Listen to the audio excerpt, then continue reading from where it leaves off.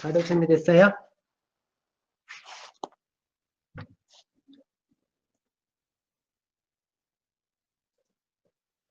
정환 씨하고 사운드는 괜찮은 것 같다 그러네요.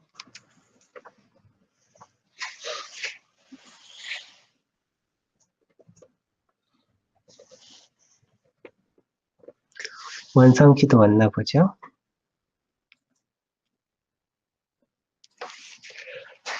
원상 씨 들어왔고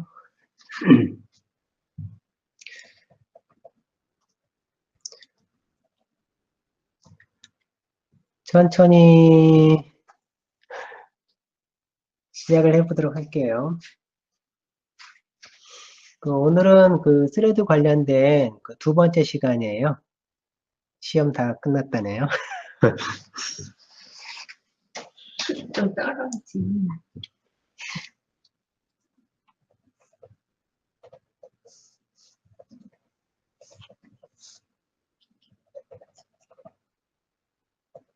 원상 씨는 장학금 받는 건가요?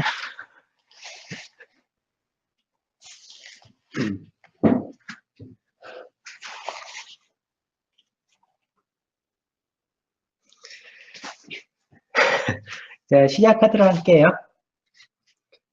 스레드 관련된 내용 두 번째 시간인데요.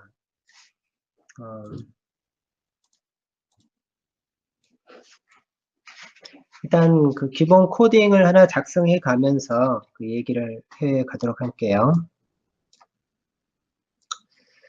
우리가 스레드를 만드는 건 되게 간단했었잖아요. 예를 들어서 텍스트 함수를 만들고, 그다음에 여기다 include를 하나 할게요. iostream 이렇게 해놓고 테스트라는 함수가 호출됐다는 문구를 이렇게 출력을 했을 때 스레드는 어떻게 했었냐면 여기서 스레드를 일단 하기 위해서는 include를 해야 되죠. 스레드란 이름에 헤드와 이를 추가를 하면 돼요. 그래서 얘는 스레드란 이름으로 변수를 하나 만들고요. th.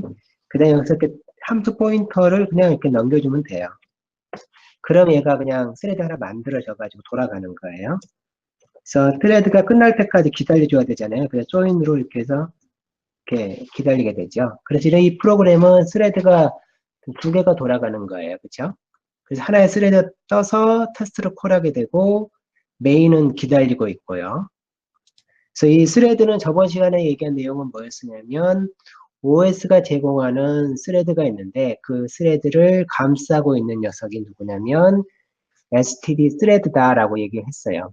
그래서 OS에서 제공하는 스레드하고 std 스레드하고 1대1 매핑 관계를 항상 유지해야 된다라고 얘기를 했습니다. 그래서 그렇게 하기 위해서 1대 n이 되면 안 된다는 소리죠. 그렇게 1대 n이 되도록 하지 않기 위해서 하는 방법이 뭐였냐면 복사 생성자라든지 복사 할당 연산자 같은 경우를 다 막아버리는 거죠. 그러면 복사라는 것 자체가 똑같은 걸 만드는 일이잖아요. 그러면 1대 n의 관계가 만들어지거든요. 그쵸? OS 스레드는 하나인데 관리하는 스레드 객체가 두 개가 될 수 있는 케이스는 오직 뭐냐면 복사 생성자나 복사 할당 연산자를 통해서만 가능하거든요. 그 두 개를 막아버렸었잖아요. 그 얘기가 저번 주에 했던 얘기고요. 이번 주 내용은 뭐냐면 예를 들어서 지금 이 스레드로 여기서 돌고 있고 여기서 지금 기다리고 있잖아요. 그럼 두 개의 스레드가 서로 돌아가는 거잖아요. 그들 사이에서 만약에 그들 사이에서 어떤 데이터를 주고받아야 되는 일이 발생하면 데이터를 주고받아야 하는 일이 발생을 한다 그러면 어떻게 해야 되느냐에 대한 내용을 좀 설명을 할 거예요. 일반적으로 스레드 하나가 돌아가 있고 또 다른 스레드 들어가 있으면 서로 이렇게 대하는 방법이 쉽지는 않아요. 간단하게 얘기하면.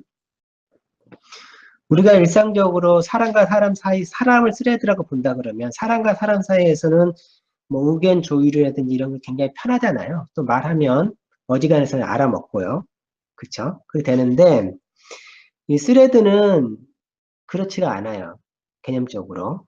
그래서 이들 사이에는 어떤 특별한 기술이 필요한데, 예를 들어서 간단하게 생각할 수 있는 방식은 이거예요. 예를 들어서 내가 벡터를 하나 줄 테니까, 예를 들어서 include 벡터라는 녀석이 있어요. 벡터가 있고요. 간단하게 생각할 수 있는 방법이 뭐 이런 거죠. 데이터스에 뭐 1, 2, 3, 4가 있는데 얘를 이 스레드에 넘기려 그러면 어떻게 하냐면 요거에 대한 레퍼런스를 이렇게 넘기겠죠. 이렇게. 그리고 여기다가 호출할 때 얘를 이렇게 전달하는 구조를 짤 거잖아요. 일반적으로. 이렇게. 그러면 여기 있는 그 16번째 라인에 있는 데이터스라는 객체에 대한 참조가 넘어가서 여기서 뭐 이렇게 된다 이거죠. 예를 들어서.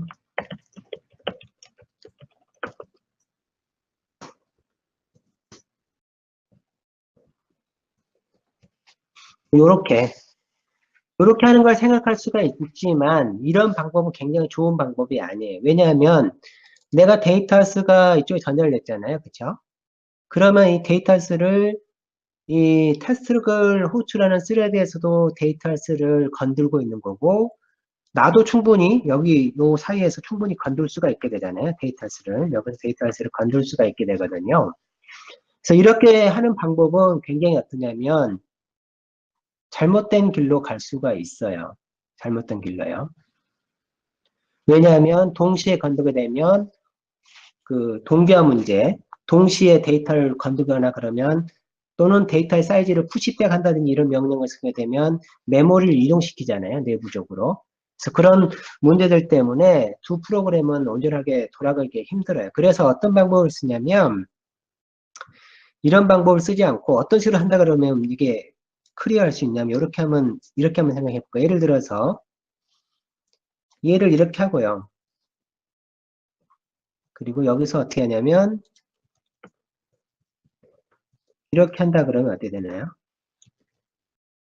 이렇게 하게 되면 데이터스가 어떻게 되는 거예요? 무브돼서 이쪽으로 가버리는 거잖아요. 여기는 데이터가 모두 이쪽으로 가 있어요. 그러면 그동안 내가 데이터스를 건들어도 여기 19번째 라인은 데이터하고 그 다음에 19번, 9번 스레드 테스트라는 함수 내에 있는 데이터는 실제로는 그게 없는 거죠. 간섭 관계가. 그렇죠? 그래서 기본적으로 이렇게 함으로써 어떤 관계를 만드냐면 서로 개인을 존중해 주는 거예요. 서로 공유된 게 없도록 만들어주는 메커니즘이 필요하거든요. 공유되는 자원이 없도록 하는. 그래서 어떤 식으로 그 통신하냐면 이런 식으로 통신을 한다고 보면 되겠어요. 예를 들어서 요걸 위해서 등장한 개념을 좀 설명을 하면은 지금 여기서 하는 내용은 뭐냐면 스레드 간에 서로 뭔가를 주고받고 싶다. 그런데 그에 대한 해법이 뭐가 있냐, C++에 제공하는 기술이 뭐가 있냐, 요 얘기를 지금 하는 겁니다. 요걸 위해서 등장한 개념이 뭐냐면 이제 future라는 거하고요, promise라는 개념이에요. future하고 promise는 모두 다 그 future라는 그 헤더 아이에 다 들어가 있어요. 한번 해볼게요. promise는 뭐냐면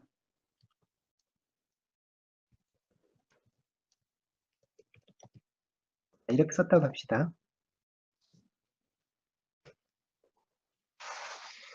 이 promise 다음에 여기 이렇게 이런 식으로 값을 써줄 수가 있어요.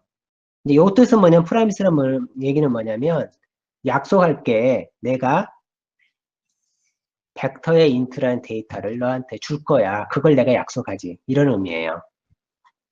언젠가 줘야 돼요. 준다는 걸 약속하는 거예요. 그러면 요 녀석을 어떻게 하냐면 여기다가 프라미스를 이렇게 넘길 수가 있거든요. 코딩이 좀 복잡해지는데 이렇게 프라미스를 넘기는 거예요. 좀 코딩이 좀 복잡해졌어요. 이렇게. 그럼 여기다가 이렇게 얘를 써야 되잖아요. 근데 프라미스는 프라미스를 이렇게 쓰게 되면 이게 아마 컴파일이 안 될 거예요. 아마 컴파일이 안 될 거예요. 프라미스도 어떤 특징을 가지고 있냐면 얘도 무조건 약속하면 딴 데 똑같은 객체가 만들려면 무조건 얘도 무브만 해야 돼요.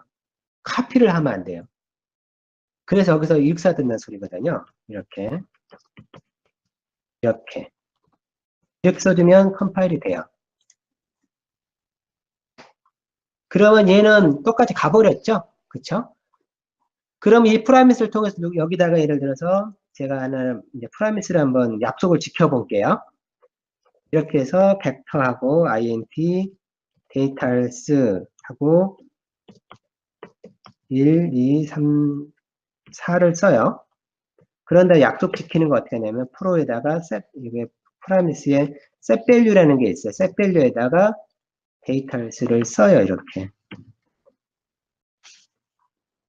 컴파일을 하게 되면 문제 없고 여기에 약속을 이행한 거예요. 약속을. 그러면 나는 이쪽은 이쪽 스레드는 프라미스를 통해서 약속한 걸 이해한 거잖아요. 그렇죠? 그럼 저는 그 약속에 대한 그걸 받아야 되잖아요. 그럴 때 사용하는 것이 뭐냐면 퓨처예요. 퓨처로 해서 프라미스 자, 이렇게 해서 똑같은 인자를 받을 건데요. 프로에다가 get 퓨처라고 하면 이거는 퓨처예요. 퓨처하고 프라미스는 어떤 관계가 있냐면 두 개가 연결되어 있다는 걸 알 수가 있어요. 프라미스는 내가 주는 걸 약속하는 거고 얘는 퓨처는 뭐냐면 너가 나중에 준다 그랬잖아. 약속 어음과 비슷해요. 네가 약속 지켜야지. 이런 거에 가까워요. 그래서 얘를 어떻게 하면 되냐면 fn get 하게 되면 이때서 뭐가 떨어지냐면 요 녀석이 탁 하고 요 녀석이 탁 하고 날아와요. 이렇게 get으로 하게 되면 이 get은 언제 get 할 때 딱 풀리냐면 여기서 set value 할 때, set under value 할 때 딱 하는 순간 get이 딱 여기서 받았다 그러면서 그 결과를 리절트에 넣어주는 형태예요. 그래서 set promise하고 future는 어떤 관계는 서로 릴레이션이 있어요. 사람으로 말하면 우리 일상생활로 말하면 promise는 돈을 주겠다는 약속이고 future는 그에 대한 어음이라고 보시면 돼요. 그래서 요 프라미스는 누구한테 주냐면 이 스레드에다 주는 거죠. 야, 스레드 네가 여기다가 값을 채워줘. 내가 당신한테 받을 거는 std 벡터의 인트라 녀석을 받을 거야. 그러니 너는 채워줘. 이런 의미가 되는 거죠. 그러면 저는 그럼 얘가 스레드 돌고 있겠죠. 뱅글뱅글 돌고 있겠죠. 그때 저는 이 프라미스로부터 객체를 퓨처를 얻어와야 되잖아요. 그래서 여기 원래는 보내기 전에 여기서 해야 되겠죠. 무브하기 전에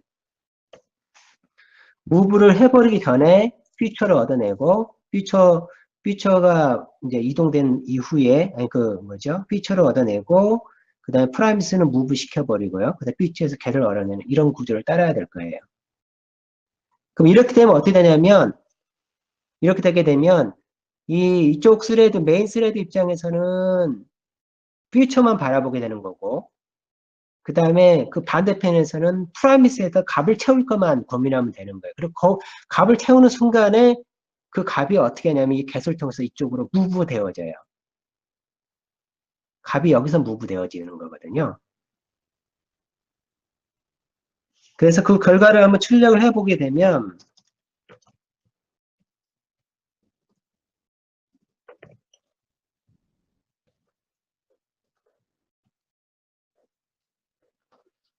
리절트죠.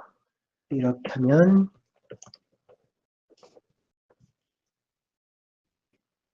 한 칸 띄고 그냥 m 아이템을 출력합시다. 이런 식으로 하게 되면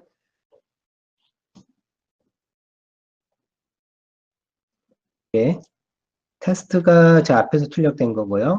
그 다음에 1, 2, 3은 여기서 넣어서 셋베일 했을 때 이쪽으로 들어온 거고요.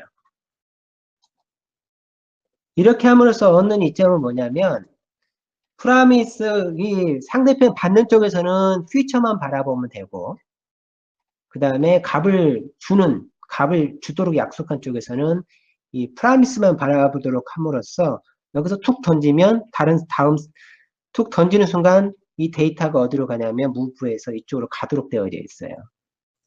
피처를 통해서. 이렇게요.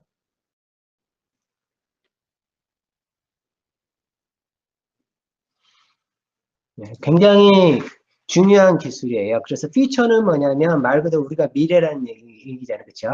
언젠가 미래의 피처잖아요. 그렇죠? 피처에 이런 값을 받을 거야. 를 값이 들어오면 그 통장 같은 거를 돈 들어왔는지 확인하는 게 그 피처라고 보시면 돼요. 돈 넣는 사람은 약속을 프라미스를 갖고 가서 돈을 넣겠죠. 돈을 넣으면 셋벨에서 돈을 딱 넣게 되면 내 통장이라는 피처에 들어왔네. 이렇게 되는 거예요. 그쵸? 이해가 되죠? 그래서 퓨처 프라미스는 굉장히 중요합니다. 실제 이제 요거는 스레드 쪽 위쪽으로 쭉 올라가게 되면 그쪽 위쪽으로 다 뭐의 세상이냐면 퓨처와 프라미스의 세상이에요. 퓨처와 프라미스의 세상이에요. 그래서 이게 중요해요. 만약에 예를 들어서 예가 발생했다. 만약에 예를 들어서 값을 주려고 했는데 내가 당신한테 돈을 3만 원 주려고 했는데 그 사람이 뭐 어떤 이유로 해서 줄 수 없는 상황이 되면 예외가 발생한 거잖아요. 그런 경우도 있을 수가 있단 말이죠. 그런 경우는 어떻게 하면 이렇게 짜요. 예를 들어서 여기서 1, 2, 3, 4를 넣으려고 했어요. 넣으려고 했는데 여기서 트루가 발생했네요. 트루, 스탠드, 런타임, 에라에서 이렇게 해서 에라 이렇게 이런 게 발생했어요. 그러면 이 예외 때문에 셋 밸류가 호출이 안 될 거 아니에요. 그쵸? 그렇지만 이 피처 입장에서는 야 주기로 했잖아. 그러면 정확하게 주든지 아니면 예외가 발생했다고 알려줘야 되잖아요. 이 피처한테는. 그래서 어떻게 하냐 이럴 때는 이렇게 씁니다. 예를 들어서 여기다 try 캐치 여기에 에러가 들어오겠죠. 뭔가 에러가 이렇게 중간에 에러가 발생하면 에러가 들어올 거예요. 이 상태에서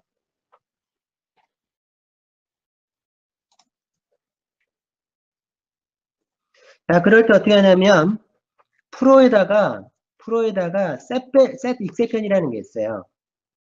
그런데 어떻게 하냐면 커런트 익셉션이라는 걸 호출하게 되면 커런트 익셉션이 뭐냐면 지금 내가 처리하고 있는 예외가 뭐야? 그걸 얻어오는 거예요. 익셉션 객체라고 부르는데 얘가 하게 되면 익셉션 객체를 리턴하도록 되어져 있어요. 걔를 프라미스에다가 셋 익셉션 하게 되면 이렇게 하는 순간 캣 할 때 그 익셉션이 전달되어져요. 아, 약속을 못 지키는 예가 발생했구나. 그래서 여기서 어떻게 되냐면 여기서 try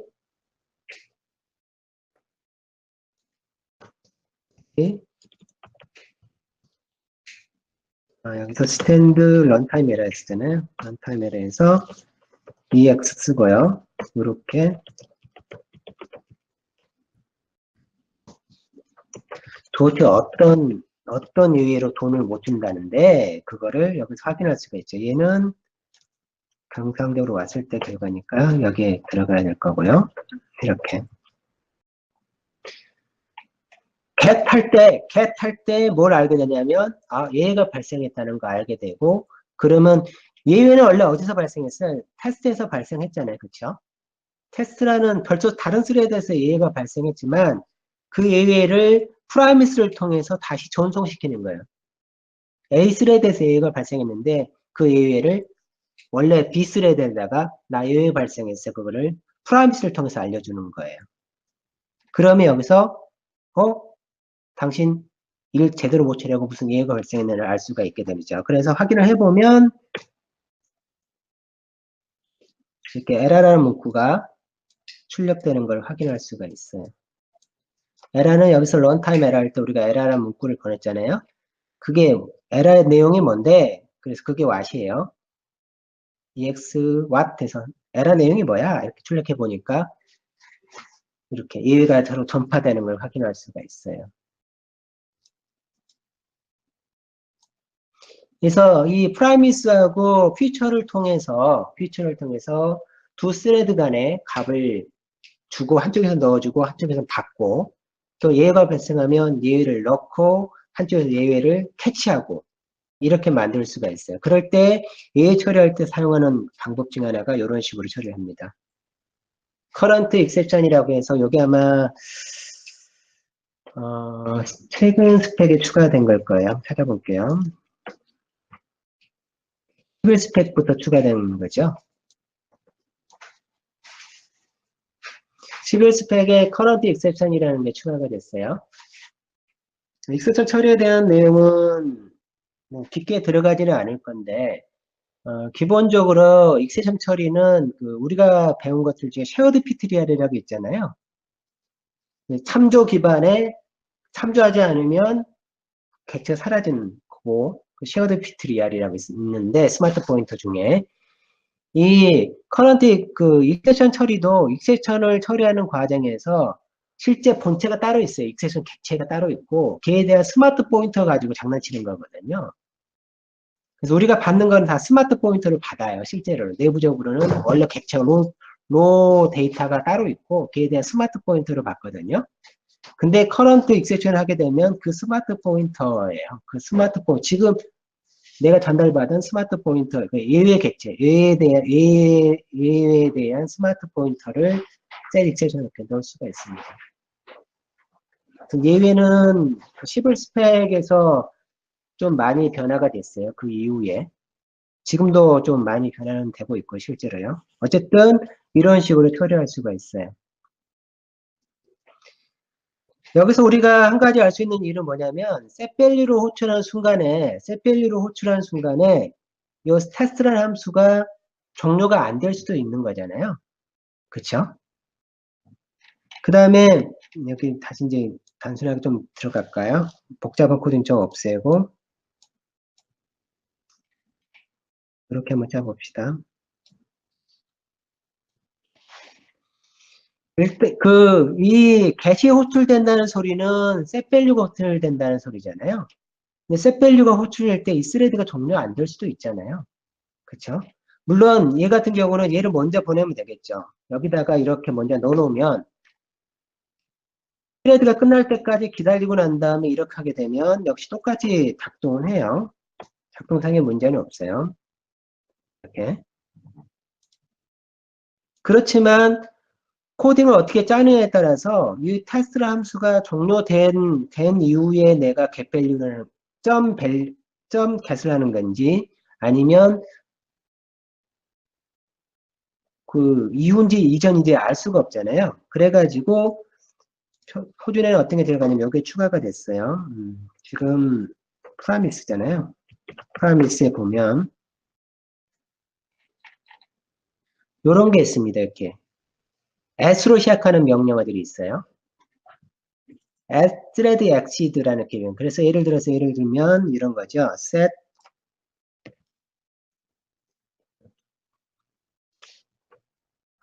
이렇게 value에다가 이렇게 쓰면 요걸 호출하는 순간에 get을 할 수 있는 것이 아니라 스레드가 종료될 때에 그때서야 값이 set value가 돼요. 종료됐을 때. 그래서 이렇게 하게 되면 요게 get 하는 순간 요 테스트라는 함수, 요 테스트를 호출하고 있는 스레드가 종료되는 테스트를 호출하는 스레드가 종료가 되면 그때서야 get이 이렇게 받을 수도 있어요. 그래서 명령어를 보면 이런 식으로 setValue가 있고요. 그다음에 setValue가 맞물려 똑같이 표현되는 thread exceed라는 스레드가 종료될 때 set 때는 그 다음에 set exception이 있고요. set exception도 똑같이 at thread ext에서 스레드가 종료된 이후에 set exception이 되도록 하는 이런 명령어들을 이렇게 구성을 하고 있어요. 대충 이해가 되나요? 이게 좀 중요합니다. 실제로는. 중요해요.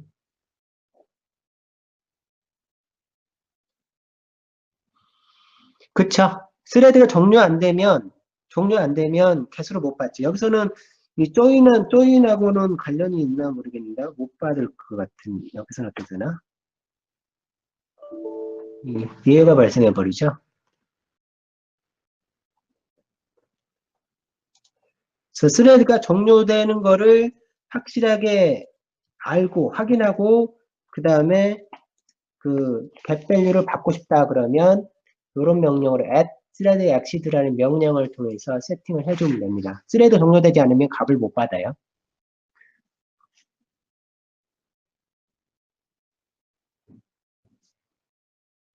자, 여기서 하나만 더, 자, 여기 코딩은 정상적이죠?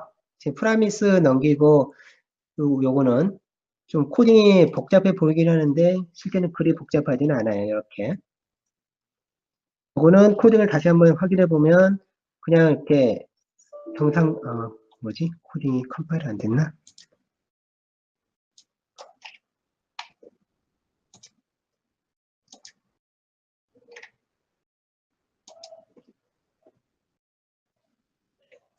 프로,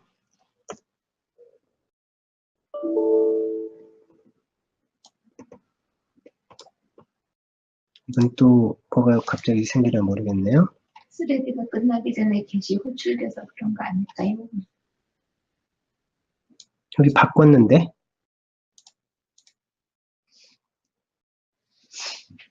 스레드 다시 한번 확인해 볼게요. 똑같이 계속 뜨네요.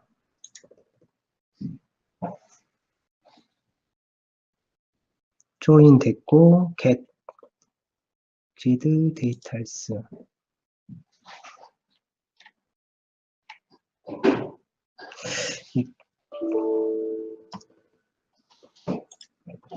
이건 일단 이거 바꿔볼게요. 네, 그거하고 맞물려 있는 것 같긴 한데, 얘는 정상인데, exceed 하면 얘가 발생하네요. 아마 얘도 이런 게 있나?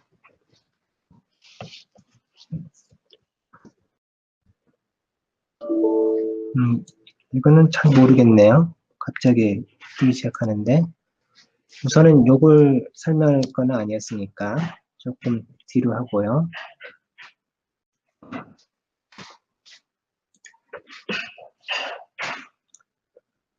지금 요걸 해보면 제가 지금 하고 싶은 거 딴 건데 실제로는 1, 2, 3, 4 이렇게 호출하잖아요. 나오잖아요. set value에서 get에서 이렇게 나오는데 아까 앱시드는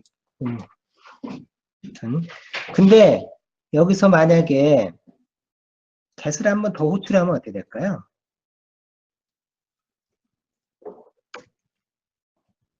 get을 한번 더 호출하면 get을 한번 더 호출하게 되면 얘가 떠요. get을 한번 호출하게 되면 한 번 더 호출한 거죠. 왜 그럴까요? get을 한번 더 호출하면 지금 여기 보면 얘를 호출하지 한 번만 호출하면 얘가 발생하지 않아요. 그런데 두 번 호출하면 얘가 발생해요.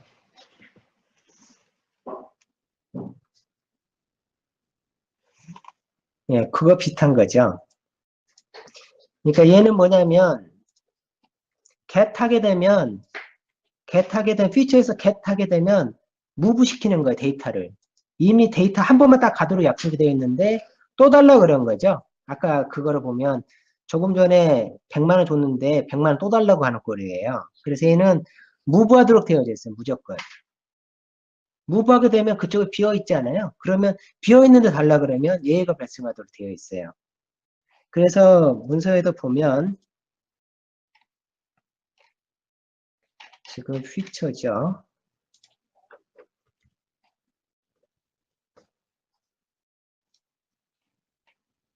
feature에서 get을 호출하는데 한 번 이상 호출하게 되면 어떤 예외가 발생하도록 되어져 있어요. 여기는 자세히 안 보이는데 하여튼 예외가 두 번 이상 호출하게 되면 예외가 발생하도록 되어져 있습니다. 그게 여기 있네요. 여기는 예외가 던져지도록 되어져 있어요. 에라 future underbar error라는 no except라는 형태의 그 예외가 발생하도록 되어져 있습니다. 얘도 무브하도록 되어져 있어요. 그래서 얘를 한 번 빼오면 다음에는 못 빼오고 빼오면 에라 뜨게 는 구조를 갖게 있어요. 만약 근데 동시에 다 꺼내고 싶으면 어떻게 해야 되죠? 몇 번이든 가져오고 싶을 수도 있잖아요. 여러 스레드가 동시에 다 기다리고 있는 거예요. 그 프라미스의 값이 채워지길 다 기다리고 있어요. 그러면 뭔가 하려고 뭐 이렇게 생각할 수도 있잖아요. 그런 경우를 위해서 등장한 게 뭐냐면 쉐어라고 하는 게 있어요. 이렇게 피처에 쉐어라고. 그럼 얘는 뭐가 되어지냐면 이렇게 되어져요. 여기다가 쉐어 FN이라고 할까요? 이렇게 해서 얘는 쉐어드 피처라는 게 있습니다. 쉐어드 피처. 쉐어드 피처는 하게 되면 들어오는데 자기가 보관을 하고 있어요. 그래서 계속 내줄 수 있어요. 복사해줘요. 그래서 얘는 어떻게 하냐면 이렇게 get해도 얻어지고요. 또 get을 해도 얻어져요. 피처로부터 쉐어드 피처를 얻어서 하게 되면 내부적으로 이제는 문제가 없어요. 그리고 요거를 똑같이 하기 위해서 두 번 호출하기 위해서 이렇게 한번 해볼까요?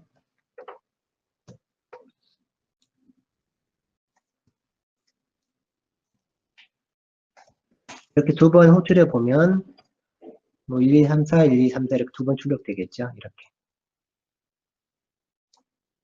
일상적으로는 한 번 가져오면 이동해서 오니까 모도록 되어져 있는데 만약에 혹시라도 서로 공유해야 될 일이 발생을 한다. 그러면 피처에 있는 샤워라는 함수를 이용해서 쉐어드 피처를 만들게 되면 왔다 갔다 할 수가 있고 여러 번 get 할 수가 있어요. 물론 이제 get 한 번 호출할 때 올 때까지 기다리겠죠. 맨 처음에 녀석은 그 set value 할 때까지 멈춰 있을 거예요. 그 이후에는 계속 get 하더라도 대기 시간이 없이 계속 복사가 이루어집니다. 얘는 복사 생성을 통해서 되도록 되어져 있어요. 내부적으로는. 그렇죠? 저 같은 경우도 그 프라미스하고 퓨처를 이해하는데 좀 시간이 들었거든요. 예전 그 라이브러리에도 이런 퓨처라든지 프라미스에 대한 내용들이 많아요. 그 예전 라이브러리 보면. 근데 그 당시 때는 이게 뭔 얘기야? 뭐 이런 생각을 했었는데 지금 와서 보니까 되게 명확한 것 같아요. 그게 이제 개념적으로 이렇게 퓨처하고 프라미스 이 관계를 형성하면서 그 좀 들어가 있어요. 됐죠? 퓨처 프라미스를 대충 이해를 하겠죠?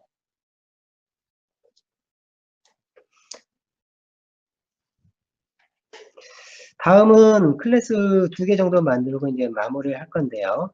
하나가 뭐냐면 클래스 안에다가 자 이런 클래스를 하나 만들 거예요. 지금 이제 액티브 뭐 클래스란 이름 하나 만들 겁니다. 얘가 실행이 되어지면 이제 클래스가 있겠죠. 형상자가 있을 거고요. 그 다음에 퍼블릭으로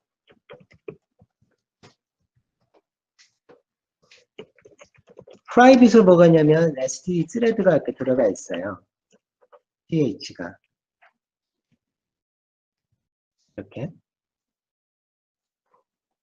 처음에는 얘가 아무 상태가 아닌 상태로 있거든요. 이렇게 그냥 널 상태로, 빈 상태로 있어요. 이따가 어떻게 하냐면, void run 하게 되면, run이라는 함수를 호출하게 되면,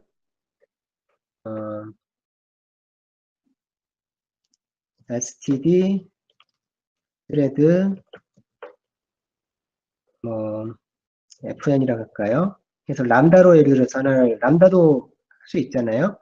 이렇게 해서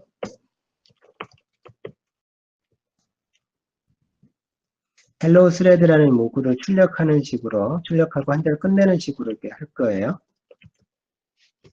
예.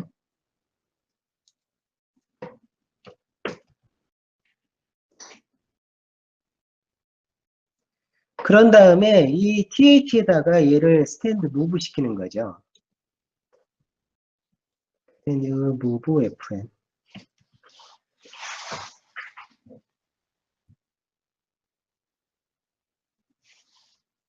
그러면 얘는 소멸자에서 뭘 할 거예요? 소멸자에서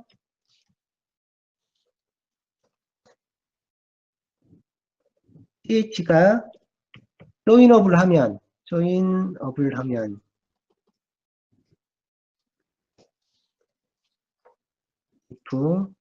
조인업을 하면 th의 조인 이렇게 하겠죠. 물론 이제 런하기 전에도 여기서 이렇게 하기 전에 여기서도 뭐 이렇게 할 수가 있을 거예요. 왜냐면 이미 한번 스레드가 런되고 있을 수도 있잖아요. 그냥 기존 게 하나 있으면 기존에서 이미 th가 조인업을 상태면 기존 거 끝날 때까지 기다리고 새로 시작하고 뭐 하여튼 이렇게 만들 수가 있어요. 그렇죠? 그러면 얘는 사용하는 방법이 뭐 이렇게 되겠죠. AC에다가 놓고 AC에 run. 그 다음 여기서 우리는 좀 기다려야 되니까 시스템이라는 명령을 통해서 잠시 기다리고 있을 거고 이렇게 하게 되면 이렇게 헬로 스레드가 출력되는 걸 확인할 수 있어요. 지금 여기서 얘기하고 싶은 내용은 뭐냐면 요 코딩만 보면 32번째에서 40번 라인의 코딩만 보면 이게 스레드를 사용하게 되는데 전혀 몰라요. 그냥 클래스 만들어서 런을 호출했을 뿐이죠. 그렇지만 내부적으로는 뭐가 돌아가냐면 스레드가 그 안에 들어가 있는 거예요. 이렇게. 지금 코딩은 되게 단순하게 짜서 이런데 만약에 예를 들어서 중간에 Q가 있다든지 여기에 이제 Q가 있다든지 그러면 Q에다가 푸시백을 하고요. 푸시백과 이렇게 계속 데이터를 집어넣고 이 만드는 스레드가 그 Q에서 데이터를 그것을 꺼내와서 뭔가 처리를 한다 그러면 얘는 겉으로 봐서는 그냥 클래스지만 내부적으로는 마치 자기 살아있는 것처럼 스레드가 내부 스레드를 하나 감싸고 있잖아요. 감싸고 있어서 마치 살아있는 것처럼 움직이면서 계속 누가 푸시 데이터 넣으면 빼와서 처리하고, 넣으면 처리하고, 이렇게 만들 수가 있겠죠. 지금은 그럴 필요가 없어서 그렇지만, 예를 들어서 여기서도 뭐 하고자면 할 수는 있어요. 예를 들면 간단하게 한다 그러면, 뭐 true에서 계속 얘를 출력하는 거죠. 예를 들어서. 그리고 여기서 슬립하는 거고요. 잠시 뭐 예를 들어서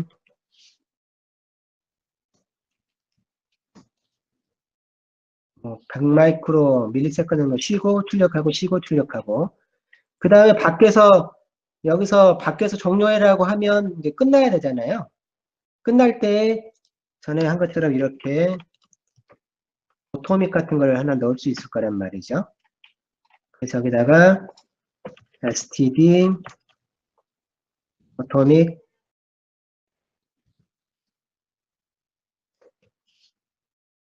그래서 end 해서 얘는 기본값이 end가 아닌 형태로 있다가 소멸자가 호출되는 순간에 얘를 true로 걸어놔요. 끝내라 오토믹에다가 그러면 뱅글뱅글 돌다가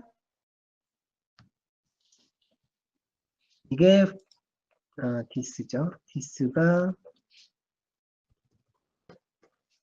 여기서 this를 하려고 그러면 복사 상단을 이렇게 들어가야 되겠죠. 끝이 아니면 계속 도는 거죠. 끝이 아니면 돌게 되는 거예요. 그렇게 하게 되면 그 다음에 얘는 좀 분리하는 게 낫겠네요. 프라이빗으로 크로스라는 로 크로스라는 이름으로 하나 분리할게요. 얘는 요걸 그대로 넣을 겁니다. 이렇게 복사해서요. 그러면 소멸자에서 로크로스 호출하게 될 거고요. 그 다음에 여기서 여기 앞에서 호출하게 될 거고요. 끝날 때까지. 들어오면 스레드가 시작되자마자 스레드에서는 this에 end를 false로 바꿔놓고 이렇게 들어오자마자 스레드는 나 안 나갈 거야 라고 체크해놓고 계속 돌다가 밖에서 크로스로 호출하는 순간에 끝내 라는 문구를 해주고 조인을 기다리고 있으면 얘가 튕겨 나오겠죠. 그쵸? 그럼 얘는 포즈하는 순간에 실행해보면 계속 헬로가 출력되고 있거든요. 살아있는 거예요. 제가 계속 살아서 움직이고 있는데. 근데 제가 엔터를 딱 누르는 순간 얘는 스레드가 종료된 거예요. 이렇게. 그래서 마치 스레드가 어떤 클래스가 마치 어떤 스레드를 품고 있어서 마치 막 혼자 움직이는 듯한 혼자 살아서 움직이는 듯한 이렇게 만드는 객체를 뭐라 하냐면 액티브 객체라 불러요. 액티브 오브젝트를 얘를 말하는 거예요. 액티브 오브젝트는 내부적으로 뭘 항상 감싸고 있냐면 스레드를 감싸고 있어요. 스레드를. 그걸 액티브 오브젝트라고 부릅니다. 요거에 대한 액티브 오브젝트 패턴이라는 게 있어요. 얘를 기본적으로 이렇게 감싸게 되면 어떻게 해야 된다 뭐 그런 코딩 룰이 있습니다. 그거는 나중에 배우도록 하고 요거를 액티브 오브젝트라고 부릅니다. 얘를.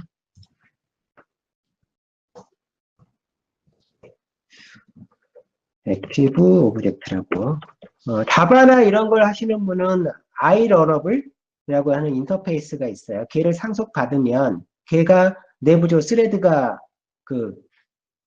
부모 쪽에서 구현해서 특정한 가상함수를 통해서 콜하도 되어져 있어요. 그렇게 액티브 오브젝트가 만들어져 있어요. 자바 쪽에서는. 그런 C++은 이런 식으로 섬세하게 자신이 다 스레드를 감싸고 제어하도록 이런 구조를 따르고 있습니다.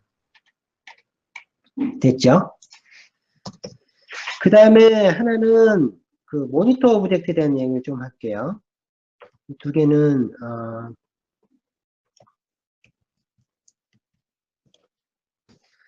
모니터 오브젝트는 간단해요.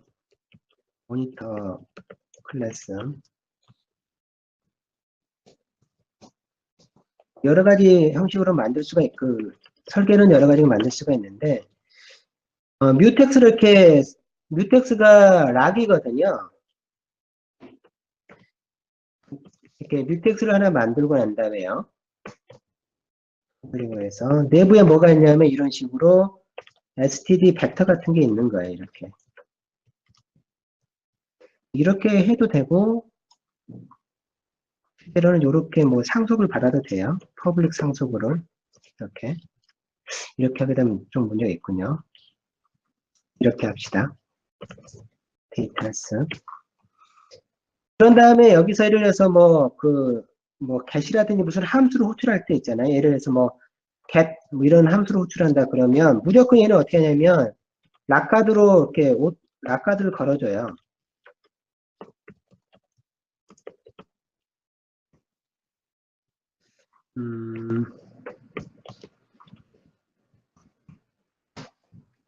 그리고 데이터스의 프론트 하여튼 뭔가 여기다가 요 데이터를 뭔가 넣든지 빼든지 하는 일을 이렇게 하게 돼요. 그러면 지금 여기서 하고 싶은 내용은 뭐냐면 속에 있는 데이터스를 관리하고 싶은 거예요. 속에 있는 컨테이너를 관리하고 싶은 거죠. 그런데 얘를 할 때마다 모든 함수들이 다 어떻게 하냐면 락을 걸고 데이터를 접근하고 락을 걸고 데이터를 접근하고 이렇게 짜주는 거예요. 그러면 모든 속에 있는 컨테이너를 다 접근할 때마다 다 누가 보여주냐면 이 뮤텍스가 보여주고 있는 거잖아요. 이렇게 만드는 클래스를 뭐라 하면 모니터 클래스라 불러요. 모니터 오브젝트라 불러요. 얘는.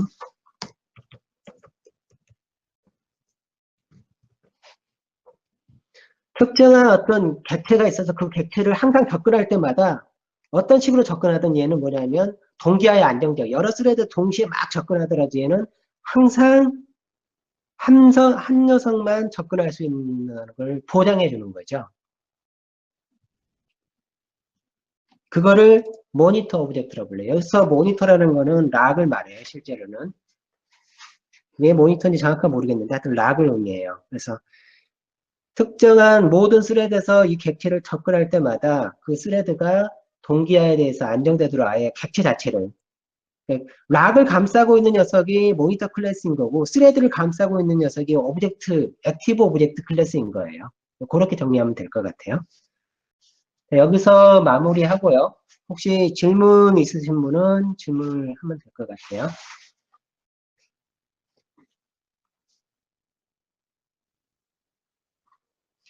메인 쪽, 지금 메인 쪽 코드요? 메인 쪽 코드는 뭐 별거 없어요. 아, 요거 말하는 거예요? 뮤텍스 클래스 돼가지고. 여기서는 뭐 스레드에서 똑같아요.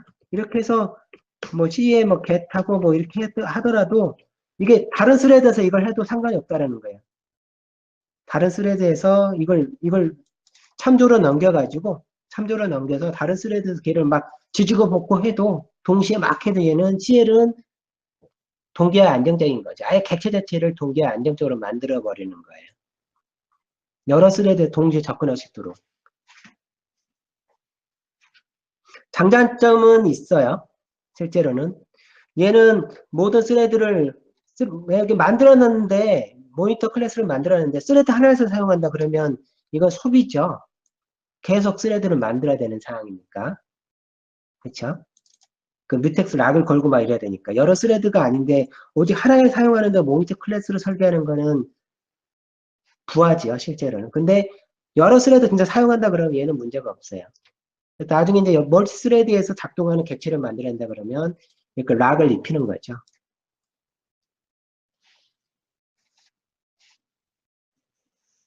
또 다른 질문 없나요?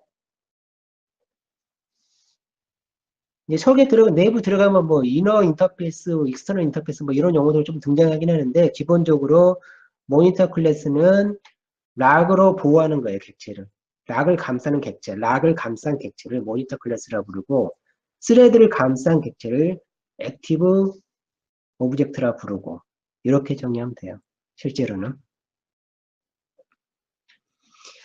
그러면 여기서 마무리를 하도록 할게요.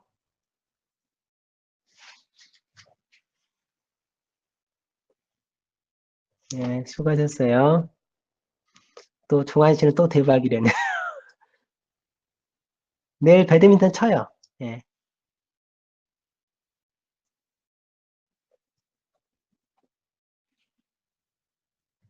예.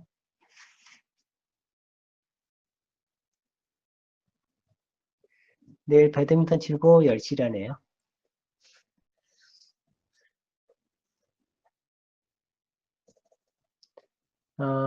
다음에는 이제 그 아까 휘치하고 프라미스를 감싼 녀석이 있어요. 뭐 그거에 대한 내용을 다음 주에는 할 겁니다.